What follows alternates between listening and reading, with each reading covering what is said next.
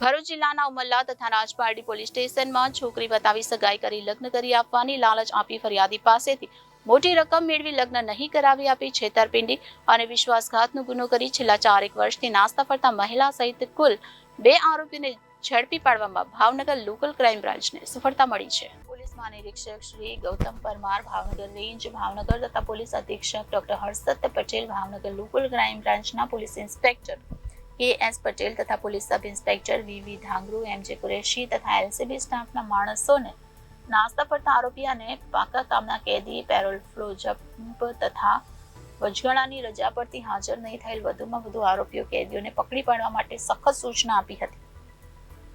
તારીખ 4/3/2024 રોજ ભાવનગર એલસીબી સ્ટાફના માણસો ભાવનગર શહેર વિસ્તારમાં નાસ્તા ફરતા આરોપીઓ પકડવા પેટ્રોલિંગમાં હતા. તે દરમિયાન બાતમી હકીકત મળી હતી કે ભરૂચ જિલ્લાના ઉમરલા પોલીસ સ્ટેશનમાં તથા ભરૂચ જિલ્લાના રાજપારડી પોલીસ સ્ટેશનમાં ગુનામાં નાસ્તા ફરતા આરોપીઓ પ્રવીણ બચ્ચુભાઈ ગાબાણી, સ્નેહાબેન ઉર્ફે દેવલી ઉર્ફે ગીતા અનિલભાઈ અંચોલભાઈ તે ગોવિંદ ગોપાલ રેસ્ટોરન્ટ પાસે ઉભેલા હોવાની મળેલી માહિતીના આધારે તપાસ કરતા આ આરોપીઓ હાજર મળી આવતા તેઓની પૂછપરછ કરતા આ ગુનામાં નાસ્તા ફરતા હોવાનું જણાવી આવતા કાયદેસરની કાર્યવાહી કરી આગળની વધુ તપાસ માટે ગંગાજળિયા પોલીસ સ્ટેશનમાં સોંપી ભરૂચ જિલ્લાના ઉમરલા પોલીસ સ્ટેશનમાં જાણ કરવામાં આવી.